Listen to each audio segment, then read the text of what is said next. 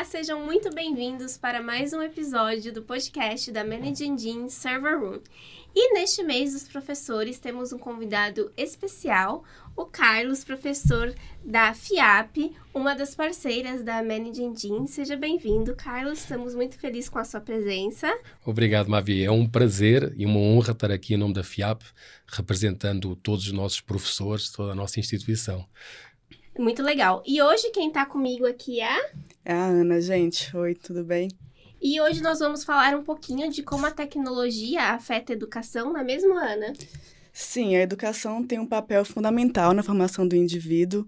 E nesse mundo cada vez mais conectado e tecnológico, ela é muito afetada também pela transformação digital. Então, para começar, assim, eu gostaria de saber o que você acha que é o verdadeiro impacto da tecnologia na educação. Bom, falar da tecnologia só num contexto de educação é muito pequeno para o poder todo que a tecnologia tem, não é? Antes de mais nada, deixa eu pedir a vocês as duas, com este meu sotaque esquisito, não é? Que eu tenho, se eu falar muito rápido, vocês me dizem que eu baixo um pouquinho o ritmo, eu dou aula tranquilamente e todo mundo me entende. Mas é assim, a tecnologia, na verdade, ela mudou as nossas vidas. Tudo o que a gente faz, o modo como a gente se comunica, o modo como a gente se relaciona hoje, não é? Eu em sala de aula costumo brincar que eu sou do tempo em que a gente mandava cartas de amor, não é? Com o cheiro da dama. Hoje a gente tem aplicativos para tudo o que possa existir. Então, qualquer coisa que eu faça hoje, ela naturalmente é potencializada, é exponencializada pela utilização da tecnologia. Dentro de um contexto de educação, óbvio que isso me permite que eu tenha educação em mais lugares, ou seja, pode ser que eu tenha um país, uma cidade, uma aldeia remota no meio da África e pode estar fazendo um curso da FIAP, por exemplo, de qualquer instituição no Brasil, de Harvard, de Oxford, sei lá, de qualquer coisa. Então, a tecnologia nos possibilitou isso. Se não fosse ela, não teríamos. Tá? Então, ela trouxe muito mais abrangência, muito mais alcance. Ela consegue fazer com que a gente tenha métodos completamente diferentes.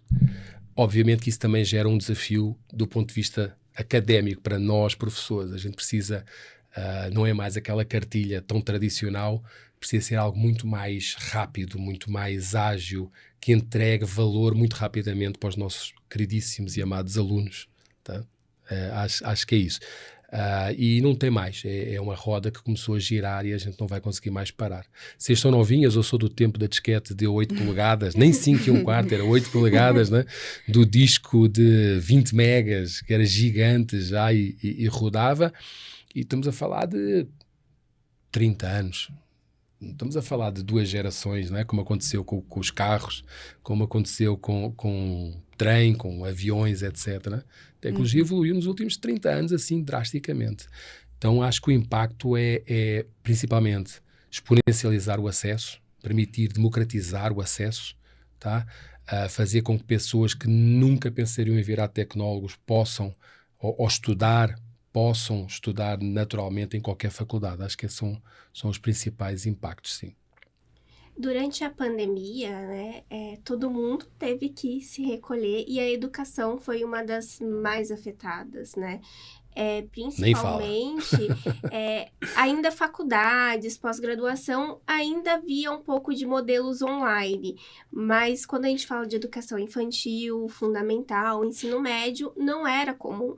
Então, a gente teve aí os professores, de repente, tendo que se adaptar ao online, os alunos que nunca tinham visto isso na vida, crianças de 5, 6 anos, de repente tendo que assistir o online. E como foi a sua visão disso, você em contato com outros professores, com estudantes, de ver essa situação e também a percepção da população que de repente mudou, de ver que a tecnologia, que às vezes é algo que a gente usa tanto, mas não percebe o impacto na nossa vida, e que de repente a gente estava dependendo dela. Então, os professores ali tendo que aprender, nunca dando aula online, tendo que aprender a dar aula online e captar o aluno ali, o aluno se interessar, o aluno não se estressar com uma aula online. E o aluno também, né? Tipo, como que eu vou acompanhar essa aula? Como que eu vou acessar? De repente, ele não tá mais vendo o professor ali, o professor não pode vir até a carteira e explicar para ele.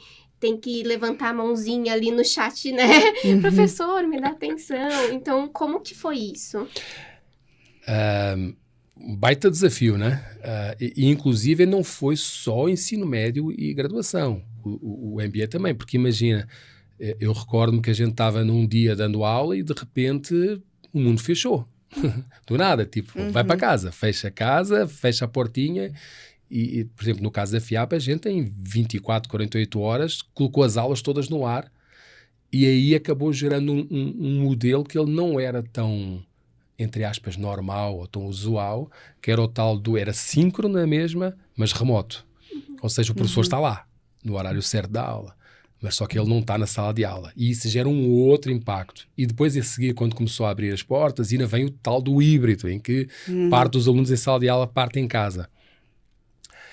Foi um baita desafio, como você disse, havia para todo mundo. Para o professor, assim, não é tão simples assim segurar uma aula com parte dos alunos em casa e parte dos alunos dentro da sala de aula, tá? Tudo que seja dinâmica tem que ser repensado, as questões mais académicas têm que ser repensadas para que a entrega realmente se mantenha uma experiência única. Nas camadas mais jovens, vou dizer assim, ensino médio, ensino fundamental, etc., acho que gerou um desafio porque os professores, a grande maioria dos professores estava muito habituado ao modelo mais tradicional de sala de aula, de livro, etc, etc. E de repente todo mundo se afastou. E a gente sabe que tem uma indisciplina extra, uma rebeldia extra dos mais jovens, né? Todos nós já fomos e fomos meio rebeldezinhos daquela idade da adolescência. Então ter ali uma rebeldia normal gera muita dificuldade para o professor de engajamento, de trazer as pessoas para dentro da sala de aula, para colaborarem, para trabalhar em conjunto. Isso gera... tem um lado muito legal, eu acho. Tinha um velho amigo meu que dizia que mares calmos não fazem bons marinheiros, não é? Então, no meio de todo o tumulto, primeiro, obrigou a que os professores se reinventassem. Tá? Então, alguns professores que estavam talvez um pouco mais parados no tempo, mais tradicional, tiveram que repensar os seus modelos e fez com que os alunos também ganhassem alguns, vou-lhe chamar de soft skills. Tá? Habilidades que em sala de aulas não precisavam, mas questões como, por exemplo, responsabilidade. Era uma coisa que eles não tinham. Entra em sala de aula e, naturalmente, o professor puxa pelo aluno na sala de aula. Quando está à distância, ele precisa ser responsável. Ele precisa se autorresponsabilizar para conseguir manter a cadência da sala de aula, porque, como você disse, não vai levantar a mão, levanta a mãozinha no chat, mas o professor está lá, está olhando para a lousa, qualquer coisa, e às vezes não vê tudo o que está acontecendo em sala de aula, sendo à distância. Então ele precisa ter essa proatividade, essa responsabilidade, ter um senso de colaboração fora da sala de aula, porque é muito fácil a gente estar aqui os três, mas quando a gente está dentro de casa é completamente diferente ter esse senso de colaboração. No caso da FIAP, para nós foi, eu não vou dizer que foi tranquilo, obviamente, é uma mudança radical de modelo, mas nós, até o nosso modelo de EAD, ele de algum modo já tinha aulas online, tá? Ao vivo mesmo. Então foi como se a gente replicasse muito desse conhecimento que nós tínhamos. Foi uma questão de infraestrutura, de montar salas, etc., em plataformas e começar a entregar naturalmente. Então a coisa rodou com os seus tropeços nas primeiras 2, 3 semanas, como é óbvio, qualquer mudança tem tropeço, mas ele rodou muito bem.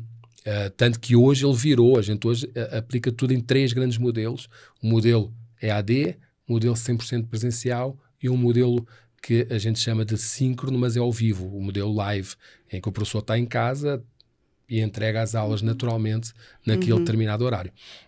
As coisas foram funcionando, mas foi um baita desafio, sim. E, de novo, se não fosse a bendita da tecnologia, a gente não teria conseguido, com certeza, não é? Sim, e como você vê, porque aqui no Brasil, na época da pandemia também, ficou bem clara a disparidade entre escolas públicas e privadas, e quem tem mais acesso à tecnologia também, quem tinha acesso a tablets, notebooks, internet super rápida, e quem não tinha. A tecnologia veio aí para facilitar a educação, trazer essa acessibilidade, mas não é o quadro geral. Qual é a sua percepção sobre esse assunto?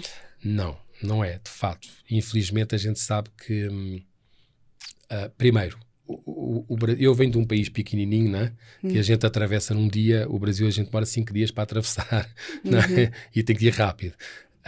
Então é um país com muitas disparidades. É muito... assim, ir para o interior do Piauí ou vir para São Paulo, São Paulo-Rio, é completamente diferente. E a gente sabe que existe isso. Tá? Mas, de novo, até esse desafio fez com que a internet chegasse a pontos que não existia de jeito nenhum. Então, forçou. Então, acho que tem um lado ruim, óbvio, mas ajudou um pouco a proliferar mais a utilização da tecnologia. Se a gente pensar questões mais de hardware, hoje não é tão caro assim ter um tablet, ter um computador. Não é nada impossível hoje. Tá? Então, acho que deu algum acesso, mas continua a existir uma disparidade entre ensino público e ensino privado, provavelmente por questões financeiras, né? por ter menos financiamento, mas também acho que talvez precise chacoalhar. Por exemplo, existem faculdades que até hoje ensinam Fortran. Não faz sentido nenhum estar a ensinar Fortran quando a gente está falando de low-code, no-code, não é? Quando a gente fala de Python, R e coisas assim, Big Datas, IAs, IA generativa, e depois, pelo outro lado, tem uma faculdade ensinando Fortran. Tá? Então, acredito que isso ajuda a dar um boost, a dar a forçar uma transformação também no ensino público. Tá? Óbvio que a gente sabe que o público precisa ter um incentivo também de governos, tanto estaduais, municipais, federais, etc. Então precisava ter mais ajuda, provavelmente. Agora, eu tenho uma opinião pessoal sobre essa questão de ser professor, tá? Mas é muito meu, não vou falar em nome da FIAP, vou falar por mim, Carlos. Eu acho que ser professor é muito... A gente é professor por prazer, pelo prazer de estar com os alunos dentro de sala de aula. E acho que já as minhas velhas professoras de ensino médio, de ensino fundamental, era assim que elas pensavam, né? Então, talvez também a gente precise continuar a transformar cada vez mais. A gente hoje tem o desafio da IA generativa, tem aluno fazendo trabalho com IA generativa, não vale a pena a gente travar isso. Vai acontecer no público, vai acontecer no privado, independentemente de qualquer coisa. Então, naturalmente, até os próprios alunos, eles vão puxar pelo ensino público para que ele se transforme, para que o professor do ensino público e do privado se transforme, para que todo o conteúdo que é entregue se transforme. Não dá para a gente ficar ensinando coisa na disquete e no pendrive quando a gente está falando de computação quântica. Não é? Então, acho que naturalmente vai ser forçada essa transformação. Não vejo muito mais o que fazer, não. Sim. E mesmo após a pandemia, né, a gente teve esse reflexo que muita coisa mudou. Então, muitas pessoas acabaram se adaptando ao online, ao híbrido, viram aí as suas vantagens, né, de não ter que se locomover, e também trouxe essa parte boa de acessibilidade. Então, uma pessoa que mora numa parte super distante e às vezes não tem condições de se mudar de cidade para ir lá e cursar uma faculdade, de repente vê a oportunidade de fazer. Então, muitas faculdades, muitas instituições agora estão se adaptando ao online, ao híbrido, cursos tanto ao vivo, né, com o professor aí síncrono, ou assíncrono, né, que disponibiliza lá e também o aluno pode depois ver quando pode, né, que seria o assíncrono. Como você vê essas novas modalidades? Quais os desafios que os professores possuem também? Porque é um desafio também o professor conseguir captar a atenção do aluno, né? Porque é uma dinâmica completamente diferente da sala de aula. E quando você está ali na sala de aula, você tem uma interação com o professor. Quando você está em casa, você tem interferência, às vezes, do seu marido, da sua criança, do seu cachorro, do seu pet, de quem você mora. Às vezes surge ali alguma coisa. Então, como tornar, né, quais são os desafios que vocês enfrentam? O que você dá aí de dica para os professores, para o aluno que está ali assistindo não se perder, não se entediar com uma aula de ficar ali sentadinho em frente ao computador? Não. Como você acha esses novos modelos? Vamos fazer isso em 2 momentos. Primeiro, a questão dos vários modelos. Você falou duas palavrinhas aí, transformação digital, logo no início, né? A transformação digital, ela chega num estágio de hiperpersonalização, né? Então, as pessoas vão... O ideal que a gente poderia pensar era que eu chegasse num estágio em que eu tenho o meu carro, a Mavia tem o carro dela, a Ana tem o carro dela, ou seja, eu tenho o carro do Carlos. Hiperpersonalização. E isso acontece também no modo como eu entrego, do ponto de vista académico, como eu entrego o conteúdo. Então eu acho que a gente vai chegar num estágio agora, eu sei que existem várias brigas e provavelmente algumas pessoas vão dizer que não concordam, que eu estou maluco, óbvio. A gente está falando de futurismo, então... mas cheguei num estágio em que eu quero o que é meu. Eu não quero comprar todo mundo igual, todo mundo ter o mesmo carro. Eu quero ter o que é meu. Né? O mesmo vai acontecer, provavelmente, com a educação. Então, eu vou chegar num estágio em que o que é certo? É o EAD, é o síncrono ao vivo, remoto ou o presencial? Gente, o que me der jeito a mim. O que for bom para mim. Não, os dias da faculdade não dá e eu moro no interior de São Paulo. Gente, tinha pessoas que faziam MBA na FIAP que vinham de Campinas todos os dias. É uma viagem. São 3 horas de carro. Eu posso ter o mesmo conteúdo, os mesmos professores, a mesma qualidade lá. O que é que eu preciso ter atenção? As minhas próprias características e aquilo que eu quero fazer. Mas os modelos me permitem, a quantidade de modelos diferentes, a facilidade desses modelos, me permite que eu escolha o que eu quero, o que eu preciso, o que mais se adequa à minha vida, ao meu dia-a-dia, tá? Então, acho que a gente ainda vai ter mais modelos, vão aparecer pela frente, provavelmente. O tal do híbrido, a gente fez ali um negócio meio mais ou menos, mas ele precisa continuar a ser reinventado, tá?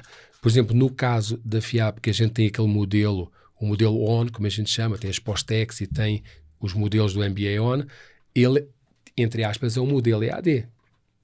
Só que toda a plataforma, ela é toda uma experiência digital em que a pessoa tem vídeos, podcasts, tem texto, PDF, tem aulas ao vivo e ela vai consumindo do jeito que ela quer consumir. Tá? Por exemplo, eu confesso que eu tenho certa dificuldade em fazer, porque eu me engano, eu ponho o vídeo para rodar e vou-me embora. E acho que estou estudando, eu não estou. Mas é um problema, é uma questão minha. Uma questão pessoal. Tem pessoas que não, que são extremamente disciplinadas e dedicam as suas 6 a 8 horas por semana para estudar, igualzinho uma aula presencial. Então é isso, é essa hiperpersonalização. Eu já sei que eu gosto da sala de aula, eu preciso da sala de aula, eu preciso de olhar no olho das pessoas, no olho do professor, etc. Eu estou dizendo isto porque o professor também estuda, tá? O professor não chegou num estágio que nunca mais na vida estuda. Também estuda, sim. Então tem muito a ver com essa hiperpersonalização das pessoas fazerem aquilo que realmente se vai adaptar ao seu dia-a-dia, etc, etc. Nos modelos remotos e nos EAD, como eu disse, eu, por exemplo, eu tenho que ter a responsabilidade que eu sei que me engano. Eu sei que me vou distrair de algum jeito e como vou distrair, eu preciso evitar modelos desses. Eu preciso de um modelo em que o professor vai puxar a minha orelha e vai me ajudar a trabalhar, a estudar. Então depende desses modelos. Eu, como professor, quando estou nos modelos mais remotos, o que é que eu faço? Eu tento, primeiro, o respeito, porque eu estou entrando na casa da pessoa. Tá? Se eu estou fazendo uma aula ao vivo, a primeira coisa que eu faço, eu peço desculpa, me permito entrar na vossa casa, fiquem à vontade, abre a câmara, aparece pijama de bolinha, não tem problema, vai aparecer o pet, brinca com o pet, aparece o filho, pergunta qual é o nome do filho, que idade é que tem, conversa com o filho. Problema zero. Não tem problema nenhum. Eu estou entrando na casa do aluno. Então eu preciso ter esse respeito pelo espaço dele. Tá? E cá entre nós, se eu for em sala de aula também, principalmente nas questões de pós-graduação, MBA, etc., é a vida como ela é. Somos adultos e a gente não consegue separar uma vida pessoal de uma profissional, uma vida académica. Tudo é um bolo. O cara vai ter problema naquele dia. O batch não rodou, deu pau, está tendo uma invasão qualquer e está lá, coitado, com a vossa plataforma tentando fazer com que o treco volte a funcionar. Vai acontecer isso. E eu, como professor, preciso entender de que eu sou mais um que está no meio da minha turma e que a gente vai aprender juntos. Tá? Então, primeiro, esse respeito. Segundo, o modo de dar aula. Se eu vou dar uma aula extremamente expositiva, ponho lá 432 slides e sai despejando os slides todos, cá entre nós, até em sala de aula, a gente está aquela cochiladinha básica, né? Eu vejo, eu estou lá na aula, eu vejo eles naquela piscada de vez em quando, tipo, e depois a volta a acordar, né? É normal que isso aconteça. Porque a gente, imagina, MBA, o cara acordou 7 da manhã, veio lá do extremo leste de São Paulo, atravessou a cidade inteira, chegou às 9 da manhã na Paulista, trabalhou feito um desalmado a resolver incidentes, chega lá e ainda vai ver um monte de slide. Então, dependendo do que for, tentar ser o mais prático possível. Quanto mais hands-on for, melhor. Além de fazer com que ele fique mais ativo, tem uma segunda vantagem. O nosso dia-a-dia profissional é resolver problemas. É o que a gente faz. Ninguém fica lendo slides o dia todo. A gente vê alguma matéria, alguma coisa, estuda um pouquinho e coloca em ação. Então, até em sala de aula, quanto mais ele colocar em ação, mais preparado ele vai estar para o seu dia-a-dia profissional. No caso das graduações da FIAP, uma coisa que é curiosa é, eu costumo brincar que é que nem água na frigideira quente. O pessoal sai da sala de aula, entra no estágio e arruma emprego. Porque ele está tão habituado a resolver problemas, a colocar em prática a tecnologia, que quando ele vai para o dia-a-dia de trabalho, a coisa funciona. E ele sabe o que é que ele tem que fazer. Por exemplo, a gente não faz questão de TCC tradicional, a gente faz no modo de criar projetos, de criar startup, de pensar modelo de negócio. A gente tem um festival em que põe a rapaziada para brincar com um drone e ver a aplicabilidade de um drone, criar carros autónomos, brincar com IA, fazer capture the flag, porque é isso que ele vai fazer. Ele vai ser um especialista de cibersegurança, ele vai ficar caçando alguém que está tentando invadir. É o dia-a-dia dele.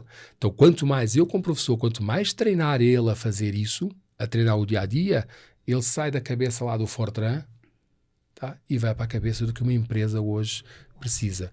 Então, acho que é assim, tem que ter uma troca ali, um respeito para entrar na casa dele e de algum jeito fazer com que ele se engaje pela prática. Acho que são as grandes dicas que eu faço, pelo menos. Uma coisa interessante que você aí acabou falando, assim, é as inovações, né? Que você acaba colocando em sala de aula.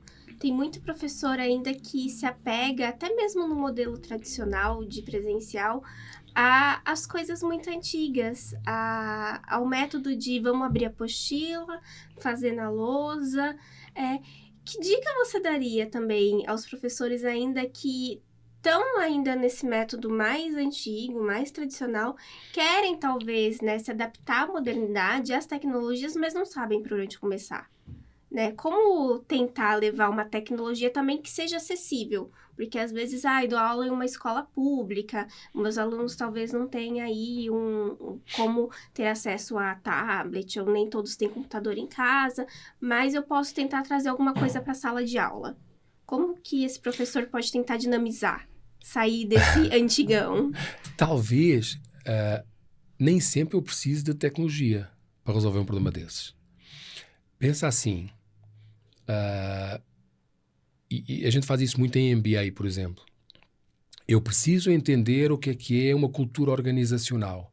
Eu não vou precisar de tecnologia para isso. Eu posso levar para dentro da sala de aula um caso de alguma empresa e discutir. E gerar essa discussão. O mesmo acontece com qualquer tipo de matéria. Por muita dificuldade que eu tenha, mas eu posso arranjar métodos em que eu gero o protagonismo para a pessoa chegar num determinado estágio, para tentar procurar alguma coisa de tecnologia para conseguir aprender. Tá?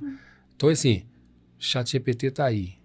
Eu vou contar o milagre, mas não vou contar o santo, porque senão a minha filha vai se ferrar lá na escola, não é? Coitadinha. Mas sim, não tem como. Vai fazer um trabalho, não tem como não recorrer ao Google. Como não vai num motor de pesquisa e eu falei o nome dele, mas todo mundo conhece, não faz mal. Não tem como não fazer uma pesquisa sobre o que é que aconteceu na Segunda Guerra Mundial, etc. Vai fazer. Vai ter 35 textos para fazer. Por Porquê que eu não uso o ChatGPT como um acelerador? Não tem problema de eu usá-lo como um acelerador para ele criar uma parte do meu texto e depois elaborar em cima dele e estudar, tá? Então, essas coisas, elas precisam ser trazidas para dentro da sala de aula. E hoje, no mínimo, isto todo mundo tem. Um celular todo mundo tem. Não tem um computador, mas isto é o poder, tem mais poder que os computadores quando eu comecei a trabalhar com tecnologia. Infinitamente mais. Né? Então, assim, mas não tem acesso à internet. Gente, hoje consegue-se ter algum jeito de acesso à internet. Nem que se pendure num shopping para pegar a Wi-Fi do shopping. Eu não posso dizer estas coisas, eu sei, como professor, porque isso não é legal. Mas isso existe naturalmente e a gente pode fazer. Existem alternativas. Então, se o professor, de algum jeito, talvez, em vez de cortar tudo isso, começar a incentivar a utilização, como eu disse, continua tendo faculdade ensinando Fortran. Não é possível uma coisa dessas. Não pode. E isso não tem nada a ver com público ou privado. Tem a ver muito com o próprio educador. Dizer assim, gente, eu vou passar de Fortran para uma plataforma de no-code, low-code. Não sei. Vou trabalhar com dados. Vou ensinar para eles alguma outra linguagem. Não é? Então, óbvio que tem que ter uma mexida de todo mundo. Como eu disse há pouco, inevitavelmente as pessoas, os alunos, vão puxar pelos professores. Então, quem não se atualizar vai virar o bom e velho datilógrafo. Vocês não sabem o que é um datilógrafo, sabe? Nunca viram que vocês não têm idade para isso, mas tudo bom. Meu pai fez curso. Boa, Mavi. Assim, não tem jeito. É um trator. A tecnologia virou um trator que está decolando. Já decolou e vai embora. É um foguete agora. Quem não estiver lá não vai conseguir. Vai ficar lá atrás. E aí não tem jeito. Não tem o que fazer. Sim, mas a tecnologia também, a gente sabe que não é um lugar assim que está tendo tanta diversidade, né? Porque saiu um estudo falando que eu acho que 16,5% das vagas são ocupadas por mulheres, mas muitas nem chegam a terminar o curso. Você que está dentro da sala de aula, como você acha que... Qual a sua percepção? O que você acha que pode ser feito para mais mulheres participarem, terminarem os cursos, virarem profissionais de TI? No caso da FIAP, a gente roda a graduação, salvo erro, mais ou menos em 20%, e os MBAs e pós mais ou menos em 30%. Então está ali entre os 20% e os 30%. Vamos lá. Não existe nenhum obstáculo. Certo? Eu acho que a gente tem que cada vez mais incentivar que as pessoas são o que elas querem ser. Muito mais do que, às vezes, o ser meninas e meninos, homens, mulheres, independentemente do seu género. Eu, como educador, eu incentivo que a gente olhe para um ser humano que está ali. O que é que a Ana quer ser da vida? Qual é o seu propósito? Quer ser médica? Beleza, vai em frente. Quer ser designer? Beleza, vai em frente. Seja feliz. Quer ser tecnóloga? Beleza, vai em frente. Só avalia o tipo de carreira que está fazendo. Então vai ser médica, vai ter plantão, vai trabalhar 48 horas seguidas, vai ser tecnóloga, vai ter bets para implantar, 2 noites sem dormir, 3 meses a comer pizza todos os dias. Né? Quem trabalha em tecnologia sabe bem que é isso. Só precisa ter atenção a essas coisas. O que é que essa carreira me vai trazer? O que é que eu quero fazer da vida? É isto? Beleza, vai. Por exemplo, uma das minhas 2 filhas, ela diz, eu quero trabalhar com moda, quero ser designer de moda. Se não, vou ser designer gráfica. Ok. É isso que quer fazer? Faça. Quer ser tecnóloga? Faça. É só uma questão de incentivar. Acho que o que é que a gente não pode fazer de jeito nenhum? É continuar com aquele mindset que quando eu tinha, não, tecnologia, isso é carreira de homem. Enfermagem é carreira de menina. Não sei o que é carreira de menino. Isso não existe mais. Quer ser astronauta? Seja. Não tem o que mais travar em relação a isso. Eu acho que isso é o que nós, como educadores, como pais, como parentes, sei lá, como mais velhos, a gente precisa cada vez mais falar. Faça o que está alinhado com o seu propósito. O que é que você curte? O que é que te traz brilho nos olhos? Não vai atrás de uma carreira única e exclusivamente para pagar boleto. Faz aquilo que a gente olha e diz, putz, legal, isto me dá prazer fazer. Eu descobri ser professor, eu era executivo de uma multinacional, trabalhei 20 anos em banco, etc. E depois, entretanto, acabei descobrindo muito essa questão de ser mentor, de ser consultor numa escala menor e de ser professor. Gente, os meus alunos, quando eu entro em sala de aula, perguntam se eu injetei Red Bull, né? Porque eu fico... É uma dose de adrenalina, de prazer de estar ali dando a aula e entregando toda a energia que eu tenho. Então é uma coisa que eu não vou abandonar nunca. É uma coisa que eu quero fazer. Eu quero ser professor, ponto. Acabou. Eu adoro tecnologia, porque desde pequenininho que eu mexia com computadorzinhos e comecei, sei lá, no meu tempo, 14 anos, 15 anos, comecei a mexer. Eu sei que hoje, para a juventude, isso não é nada, mas foi os primeiros computadores. Eu tinha 14, 15 anos. E comecei a trabalhar e me apaixonei pela tecnologia, segui carreira de tecnologia também. Então, independentemente de géneros, seja do que for, pensa, avalia o que é que me dá brilho nos olhos. Esquece o que é que dá dinheiro. Põe primeiro o que é que me dá brilho nos olhos e segue o que dá brilho nos olhos. Porque o dinheiro vem associado. O pagamento dos boletos ele vem agarrado a seguir. Mas se eu não estiver minimamente alinhado com o meu propósito, acho que vai ser muito mais doloroso, tá? Incentivar, acho que é por aí. É deixar as portas abertas. Gente, vem ser tecnóloga. É legal isso. Sim, é trabalhoso, sim. Fica lá as 48 horas, 3 dias, 4, 5 dias sem dormir direito, vai ficar. O Betis tem que rodar todos os dias. Mas tem um lado legal da gente chegar no final, ver o cliente rodando. Por exemplo, eu trabalhei em banco, tem muitos bancos que até hoje, coitados, né? Para mal deles, rodam, algumas rotinas foram feitas por mim. E é muito legal quando eu vou na agência e digo assim, essa tela fui eu que fiz, viu? Como assim? Não, fui eu que fiz. Vai na transação tal, olha aí, que legal, fui eu que fiz. Como é que você conhece? É muito prazeroso isso também. É isso, é deixar com que está aberto. Não existe mais carreira de A, B, C ou D. Só vai. Aproveita as oportunidades e segue. E elas estão aí. Inclusive para até as questões de pessoas que têm menos posses, etc. Existe uma bancada de cursos de graça hoje. Faz. Aprende. Testa. Mas eu não sei o que é carreira de tecnólogo. Testa. Faz um curso gratuito de programador, de Java. Faz um curso gratuito de Python, de R. Testa. Experimenta. Às vezes descobre ali uma grande paixão. Tá? Então, independentemente da origem, independentemente de qualquer coisa, géneros, etc., só testa. Vai. As portas estão abertas. Acho que é muito mais por aí. Sim. Como você falou, tinha muito essa coisa de, né, tal profissão era para menino, tal profissão era para menina. Você aí tem um longo caminho que você já percorreu, tanto de profissão Não vou chamar de velho, viu? Não chamei. Eu falei que você já percorreu um longo caminho. Que, tanto como profissional, como professor. E você já viu essa diferença que está ocorrendo, dessa disparidade, de antes de... Que hoje há mais mulheres em sala de aula, que hoje há mais mulheres tentando tecnólogo, porque antes não incentivava as mulheres a seguir a área de exatas. A área de exatas é área para homem.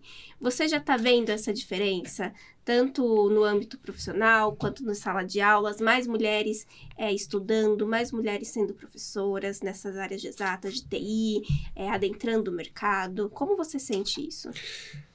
Eu acho que a gente tem um longo caminho a percorrer, óbvio.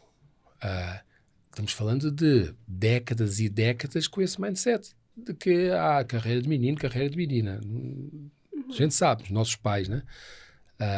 Vai demorar tempo. Qualquer transformação, ela é gradual, ela vai por pequenas ondas, não é um grande tsunami, ela vai ondinhas e vai se transformando. Mas eu acho que cada vez mais os professores têm essa consciência da importância de abrir. Sim, não tem... e até segurar em sala de aula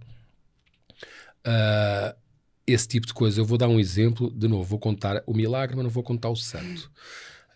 Um exemplo da minha filha na escola, A minha filha mais nova tem 14 anos, ela na escola e houve um menino, alguma coisa tipo assim, não, você tem mais é que lavar a louça. Ela ficou indignada. Tipo assim, como assim, papai? Não pode ser, um menino não pode ser uma coisa dessas. E não pode, óbvio que não pode. Mas se fosse há 30 anos atrás, ela calava a boca e segue o jogo. Mas hoje existe um movimento de transformação. Eu não gosto de chamar de movimento de revolta, de rebeldia, porque acho que isso não vai levar a lado nenhum. Mas existe um movimento natural de transformação. A consciência. A gente tem muito mais consciência sobre as palavras. Por exemplo, hoje, quando eu dou aula, eu tenho muito cuidado de não dizer alguma palavra que possa ser ofensiva. Se a pessoa, sei lá, tiver algum género, alguma raça, algum credo, não sei, alguma coisa... A gente tem muito mais cuidado de discutir os contextos e não as situações particulares. Há 20 anos atrás ninguém tinha isso. 20, 30 anos atrás as pessoas falavam. Tá? Então, acredito que sim. Vai ver que existe um movimento grande, muito mais gente com consciência. Isto, naturalmente, eu como educador, como pai, acabo educando de um jeito diferente as minhas filhas. Elas levam para a prática do dia-a-dia, então a tendência é que essa onda cada vez seja maior. Agora, vocês não podem esquecer que a minha geração vem toda de uma educação completamente diferente da vossa.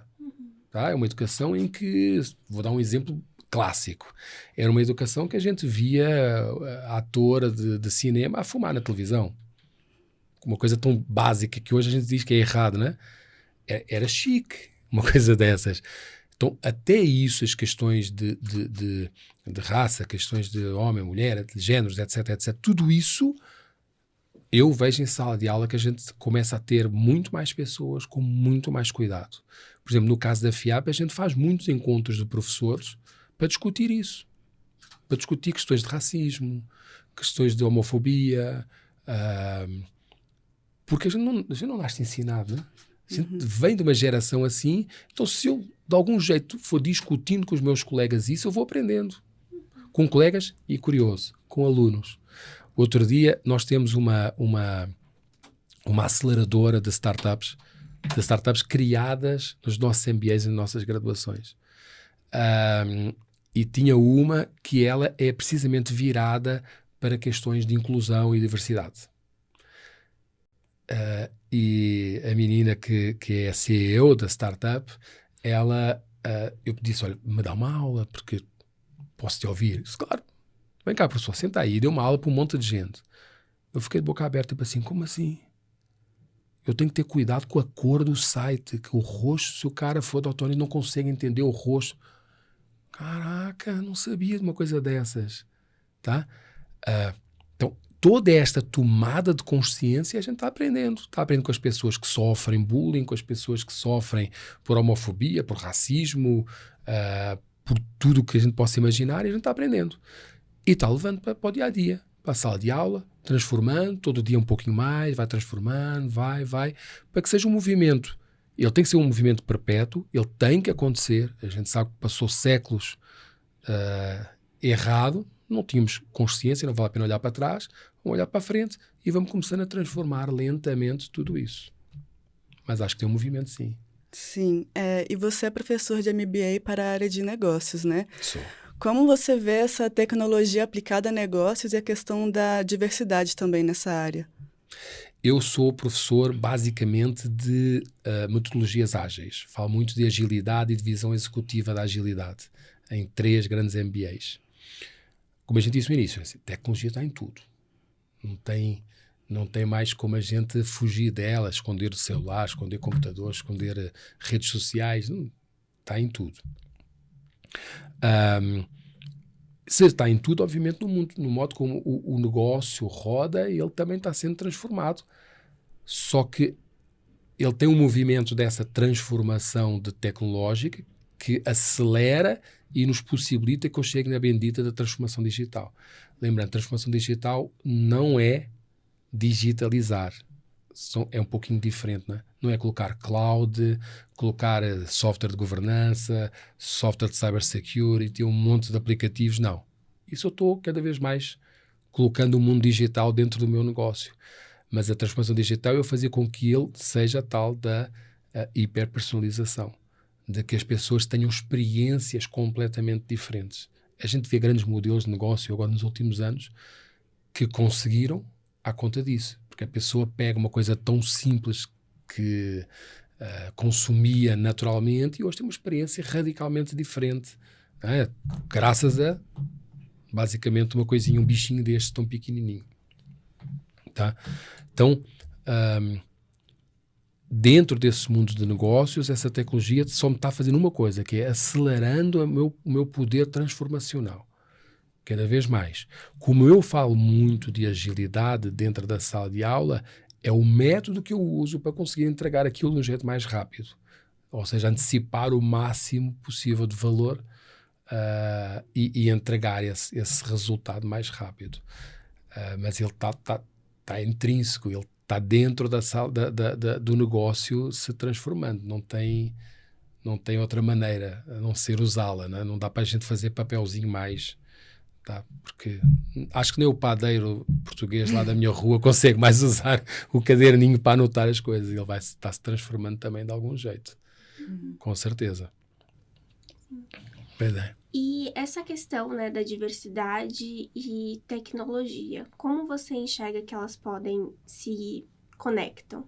Como que a tecnologia pode auxiliar a debater a diversidade, a trazer mais diversidade, tanto para a área de TI quanto para outros setores da vida, para abranger mais, trazer mais discussões, trazer mais consciência, como você disse, que tem grupos aí, até dentro da escola, entre professor e aluno.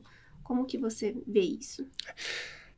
A tecnologia por si só, talvez ela não me potencialize diretamente a melhoria da diversidade e inclusão. Talvez não. Mas ela está lá. Ela existe. Então, se eu tenho um monte de tecnologia, ela me permite fazer de um jeito diferente, executar. Então, por exemplo, quando eu falo, inclusive, de metodologias ágeis,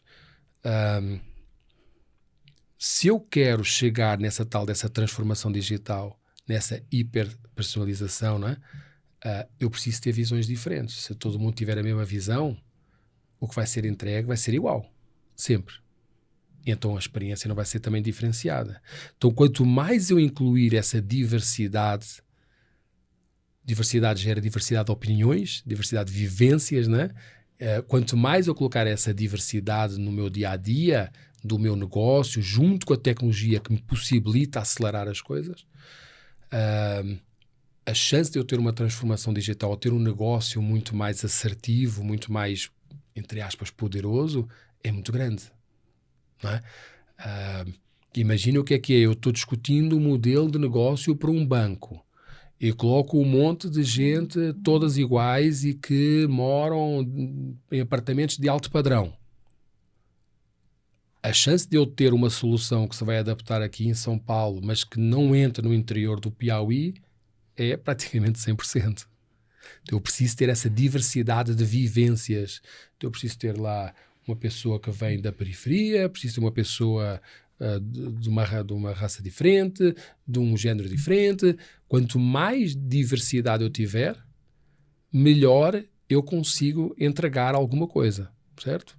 E aí a tecnologia me potencializa, me acelera todo esse processo de entrega. Eu acho que a gente tem que entender sempre que a tecnologia, na verdade, ela é o meio. Ela não é o fim. Ela é aquilo que me acelera todo o processo para que o meu negócio, para que a minha entrega, para que a minha sala de aula seja diferenciada. Para que seja uma entrega completamente diferente do que eu estou habituado. Mas a gente precisa juntar todas essas pecinhas. Talvez seja o grande desafio que a gente tem agora. É juntar... e é assustador para nós, como seres humanos, que viemos décadas quadradinhos, certinhos, né? 9 às 6, passa lá o cartão de ponto, tudo certinho, os perrengues do dia-a-dia, segue o jogo, e de repente a gente diz, espera, esse tal desse mundo bem, mundo VUCA, como a gente quiser chamar, está aí, potencializou, e aí, o que é que eu faço? Como é que eu consigo sair do outro lado? E aí, é como se a gente tivesse a fazer um regresso às origens. A gente precisa começar a olhar muito mais para as pessoinhas, para os seres humanos e usar essa tecnologia como um acelerador de juntar todo mundo. em vez de fazer ao contrário. Não é processo mais, é pessoas.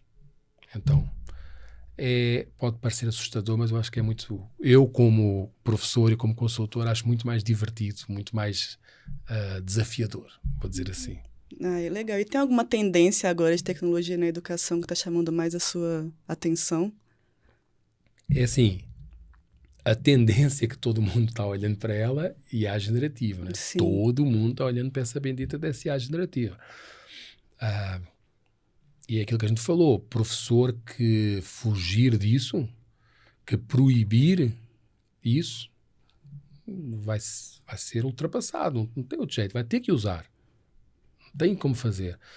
Acho que com essa tendência da IA generativa, a sala de aula vai ter que se transformar radicalmente. Tá? É uma coisa que a gente tem trabalhado há muitos anos dentro da FIAP, que é entregar muito mais pela experiência, como eu disse há pouco, pelo fazer, essa cultura de maker, cultura baseada em challenges, em desafios. Ela faz com que, independentemente da tecnologia que eu estou usando, o aprendizado existe. Agora, se eu disser, não, Ana, você vai fazer um trabalho e você não pode usar ChatGPT, você vai mentir.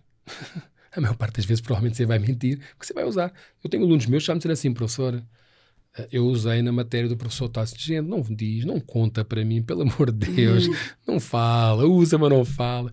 Porque eles vão usar. Eu vejo a minha filha mais nova, usa. Pronto. Ela simplesmente vai lá e usa. E é a vida como ela é. A gente está vendo... outro dia eu vi um artigo de um juiz... algum advogado que usou o ChatGPT para fazer uma petição e levou direto para o juiz, e o juiz no final disse, olha, eu tenho a certeza que isto não foi você que escreveu, que foi a IA, mas está mais bem escrito do que muito advogado poderia ter escrito. Choca, eu sei que choca, mas ela está aí. Ponto. A gente precisa usar, as profissões mais tradicionais precisam olhar para ela, entender como professor, como médico, como advogado, como engenheiro, tem que olhar para a IA generativa, ela existe, está lá, o que é que eu posso fazer aqui à volta? E aí que é curioso com aquilo que eu disse. Pode ser meio maluquice o que eu vou dizer, mas tudo bom, opinião pessoal, tá? Quanto mais eu comoditizar, quanto mais eu usar a IA para as coisas que são comoditizadas, mais eu tenho liberdade para eu olhar para uma coisa que não olho nos últimos anos. Eu tenho olhado para processo, industrializar. Eu vou olhar para o bendito do ser humaninho que está por trás daquela atividade. E aí sim eu posso trabalhar um conjunto de outras habilidades que o ChatGPT não vai resolver, que a IA generativa não vai resolver. Eu falo a vida inteira de ChatGPT, mas vamos entender como conceito de IA generativa. Coisas que ela não vai entender, mas que aqui o ser humano consegue. Então, criatividade, ela não consegue ainda. Do jeito que o ser humano consegue. Não é? Nós temos grandes pintores, grandes músicos, grandes filósofos. A gente vai potencializar este lado do ser humano aqui à volta, acho eu, nos próximos anos, e deixar aqui, dentro da sala de aula, inevitavelmente eu vou ter que abraçar, vou ter que usar. Os alunos vão usar. Ponto. Tem o que fazer. E você tem alguma dica assim para os professores que querem usar o ChatGPT, algum prompt assim que vão ajudar muito? Boa, Ana. Não, assim, não sei se existe um prompt para usar assim, não. Não sei se existe. É assim, usa, brinca com aquilo, porque é não ter medo de usar. É um excelente auxiliador. Tem erros, muitos erros ainda erra muito, mas é um excelente auxiliador. Ele me acelera o meu trabalho. Se não me engano, foi este ano, naquele festival no SXSW, lá no Texas, que uma das coisas que eles falaram foi precisamente isso, que a gente vai chegar num estágio em que vai ter várias IA generativas e até, por exemplo, está todo mundo com medo. Mas aquilo vai fazer textos. O redator, o jornalista vai perder o seu espaço. Não. Ele vai ter um pedaço do seu texto montado. Alguma coisa está ali montada e ele vai trabalhar em cima daquilo, ele vai elaborar mais, ele vai trabalhar mais ainda, melhor, vai trabalhar melhor as palavras, sei lá, a conjugação. Então, ali está uma base. E o ser humano vai ter que fazer o resto. Acho que vai ter isso. Agora, um prompt, Ana, você me pegou. Eu acho que o melhor é brinca com aquilo. Experimenta.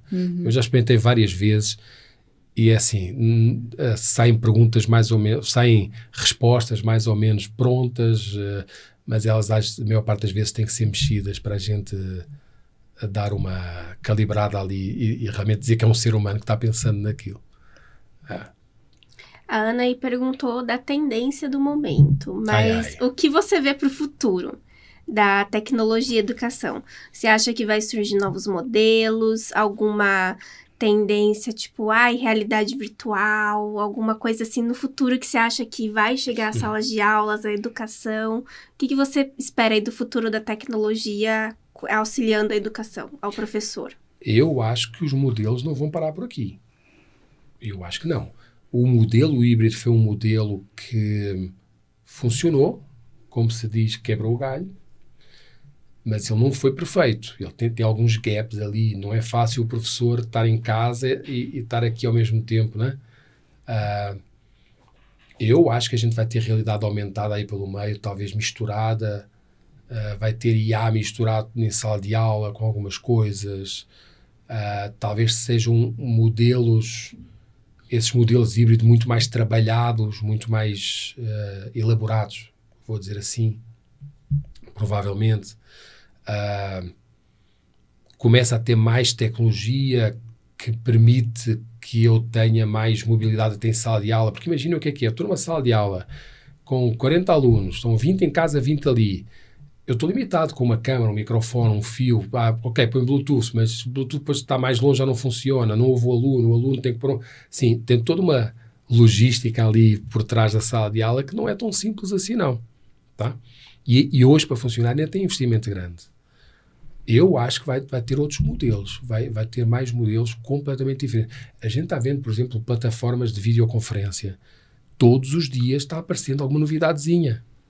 Tá? Aquelas que a gente usa no nosso dia-a-dia, todo dia. Começou com aqueles simples blur lá atrás, hoje já cria avatar, já põe uma sala com um desenho diferente, já tem a AI entendendo, já tem o transcript, ou seja, já sai uma ata da reunião. Está sendo evoluído, várias coisas estão saindo ao mesmo tempo. Né? A gente não volta mais para aquele modelo tradicional de apostilha. Não volta. E cá entre nós, vocês que estudaram também, quantas vezes vocês leram a apostilha depois de terminar o curso? Raríssimas vezes.